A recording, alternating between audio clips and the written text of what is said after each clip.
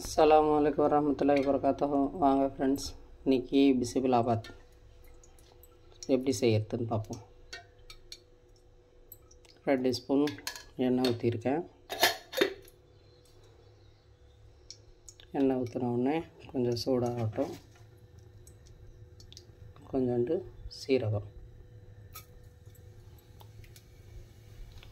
பொரியட்டும்.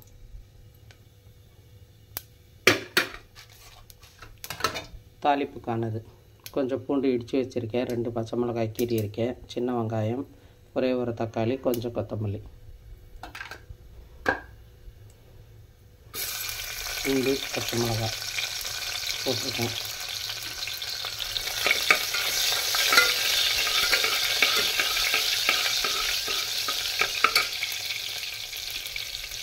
வெங்காயம் சும்மா இது ஒரு 100 கிராம் அரிசி, 100 கிராம் பருப்பு, துவரம் பருப்பு போட்டு தண்ணியில் போட்டு வாஷ் பண்ணி ஊற வச்சுருக்கேன். ரெடி பண்ணுறதுக்கு முன்னே அதை ஊற வச்சிடணும். இது பதங்கட்டும். காய் என்னென்ன எடுத்துருக்கேன்னா, ஒரு 100 கிராம் அரிசி, 100 கிராம் பருப்பு தான். 4 பீன்ஸு, ஒரு சும்மா 2 அவரைக்காய், ஒரே ஒரு கேரட்டு, ஒரு கத்திரிக்காய், நூக்கல் 1, அவ்வளோதான்.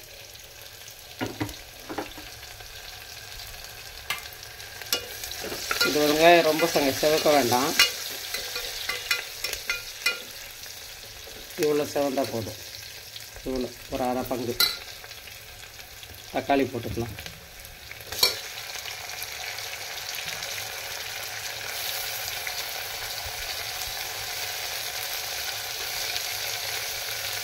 ஏற்கனவே நான் செஞ்சுருந்தேன் பிசிபிலாபாத், ஆனால் இது ரெசிபியோடு போடல, செஞ்சு தான் போட்டேன். சரி இன்றைக்கி இப்படி செய்யலாமே, அதனால் பாருங்க. இது கொஞ்சம் வதங்கணும். இதில் சால்ட்டு, மஞ்சள் தூள் போட்டுக்கலாம்.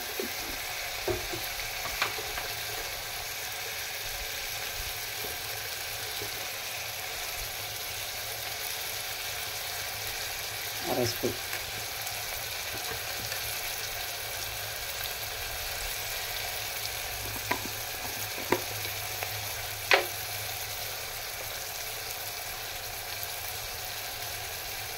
ஸ்பூன் மஞ்சள் தூள், 4 ஸ்பூன் தான்.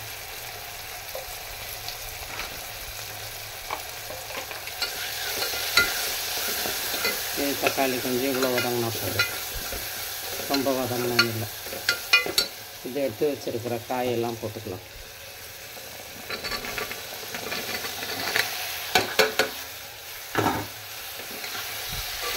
பார்க்க நிறையா இருக்குது, வெந்தால் கொஞ்சமாக ஆகிடும். காய் நிறையா சாப்பிடாத பிள்ளைங்க இந்த மாதிரி போட்டு நல்லா கொலன்னு ஆக்கி விட்டோம்னா மேலே காராபஜி போட்டு சாப்பிட்டா சூப்பராக இருக்கும்.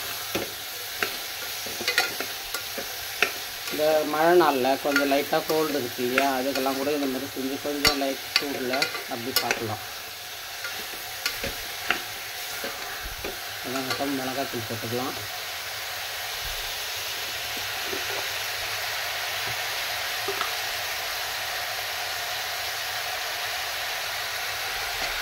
இது 3/4 ஸ்பூன், அவ்வளோதான். தேவையில்லை ரொம்ப மிளகாத்தூள்.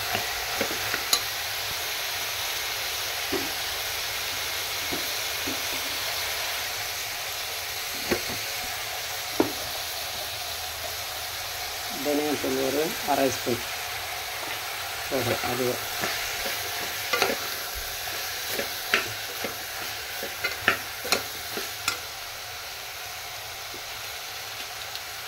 இது பிசிபிலாபாத் பவுடர்.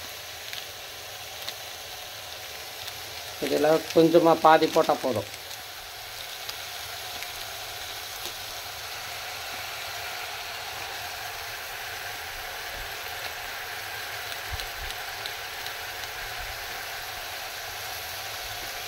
ஒரு ஸ்பூன் அளவுக்கு அவ்வளோவே போதும். ஏன்னா 100 கிராம் அரிசி, 100 கிராம் பருப்பு தான், அதனால் அது அவ்வளோ ஒரு ஸ்பூன் அளவுக்கு போதும்.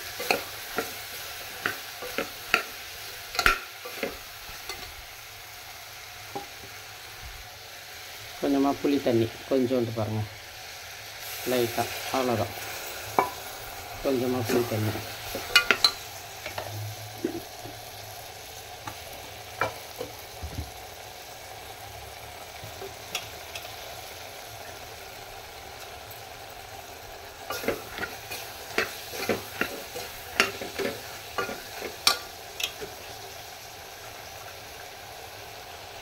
அரிசி பருப்பு ஊற வச்சது சேர்த்துக்கிட்டு அப்படியே கொத்தமல்லி கொஞ்சம் போட்டு மூடி வச்சுக்கலாம்.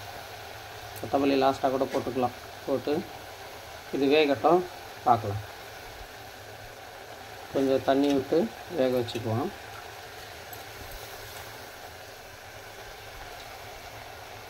தண்ணி வந்து இதுக்கு பருப்பும் அரிசியும் சேர்த்து 1 டம்ளரு 4 டம்ளர் தண்ணி வச்சா போதும். 4 டம்ளர் 4.5 டம்ளர் வச்சா போதும் அரிசிக்கு ஏற்ற மாதிரி. அப்படி உங்களுக்கு லைட்டாக அரிசியாக கொஞ்சம் தெரிஞ்சதுன்னா நீங்கள் என்ன பண்ணுங்கள், கொஞ்சோண்டு தண்ணி சுடு தண்ணி எடுத்து வச்சு ஊற்றிக்கோங்க. 4 டம்ளர் அளவு ஊற்றினா போதும் தண்ணி.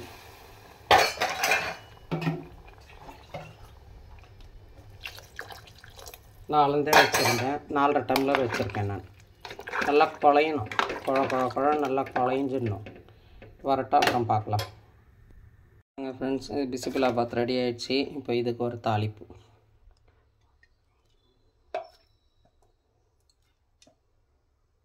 ஒரு ஸ்பூன் நெய் விட்டுக்கலாம். விட்டுட்டு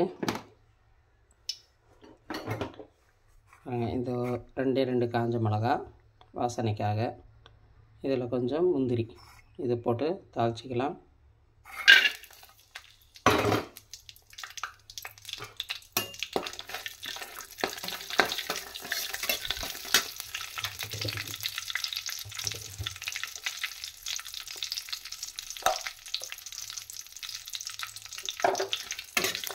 சிம்லேயே வச்சு தாளிக்கணும்.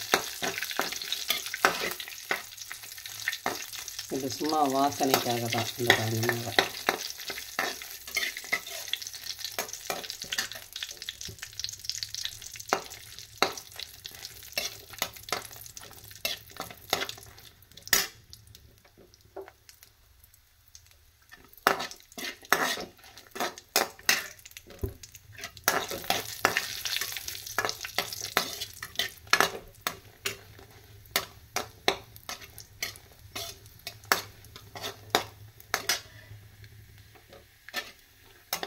இதில் கொஞ்சமாக பெருங்காயம் போட்டுக்கலாம்.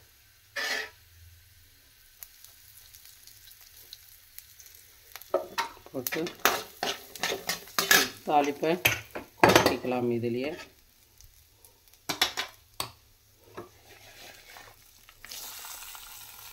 இதில் கொஞ்சமாக சுடு தண்ணி, இது டைட் ஆகிடுச்சு.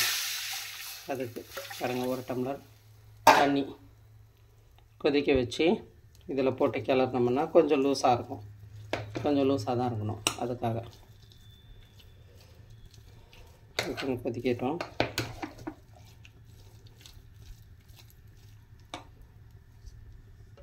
பொங்கலுக்கும் இது மாதிரி தான் செய்யணுங்க. தண்ணி பொங்கலும் அந்த மாதிரி டைட் ஆகிடுச்சின்னா இப்படி தண்ணி அந்த தாளிப்பு கொட்டிக்கிறோம் இல்லையா, அதுலேயே கொஞ்சம் நம்ம அந்த தண்ணியை விட்டு சூடு பண்ணி ஊற்றி கிளறினோம்னாக்கா நல்லாயிடும். இது பாருங்கள், கொதிக்குது.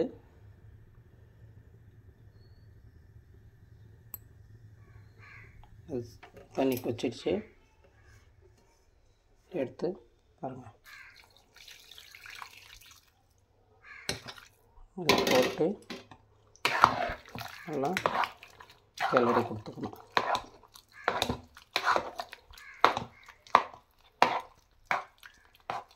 கட்டி எல்லாம் இல்லாமல் இப்படி நல்லா குழஞ்சிடணும். நான் வந்து ஒரு 4 விசில்ஸ் ஹையில் வைப்பேன். அதுக்கப்புறம் சிம் பண்ணிவிடுவேன். சிம் பண்ணிவிட்டு இன்னும் ஒரு 4 விசில் சிம்லேயே வர வைப்பேன். வச்சு நல்லா அந்த நம்ம இறக்கி வச்சு நீங்கள் உடனே திறக்கணும்னு இல்லை, அந்த ஃப்ளேம் போகட்டும். அப்படி அவசரமாக திறக்கிறதா இருந்தால் தண்ணி பைப் இருக்கு இல்லையா, நம்ம எடுத்து சிங்கில் பைப்பில் வச்சோம்னா திறந்து விட்டோம்னா அந்த சீக்கிரமாக ஃப்ளேம் போயிடும். எடுத்து நல்லா கரண்டியில் இப்படி கிளறி விடணும். அப்போ தான் அது குழையும். இப்படி நல்லா ஃபுல்லாக 4 பக்கமும் நல்லா குழைய விட்டு அப்படி கெட்டியாக இருக்கிற பதத்தில் இப்போ நான் செஞ்ச மாதிரி நீங்கள் அப்படி செய்யணும். இப்படி இருக்கணும். இப்படி இருந்தால் தான் பிசிபிலாபாத்.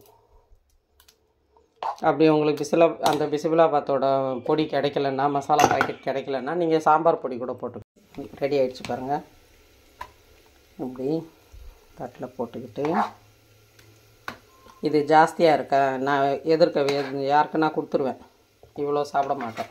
எங்கள் எதிர் வீட்டு எடிட்டர் அவங்க ஊருக்கு போயிட்டாங்க. வந்தால் சண்டை போடுவாங்களே, நான் இல்லாதப்போ நீங்கள் இதெல்லாம் செஞ்சீங்களான்னு.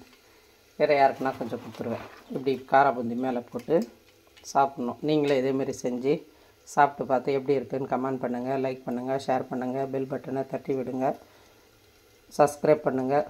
எல்லோரும் நலமாக இருக்க வேண்டும் என்று அல்லாஹ்விடம் துஆ செய்கிறோம். அஸ்ஸலாமு அலைக்கும் வரஹ்மத்துல்லாஹி வபரகாத்துஹு. நாளைக்கு எங்கள் பேத்திக்கு பர்த்டே. துஆ செய்யுங்க எல்லாம்.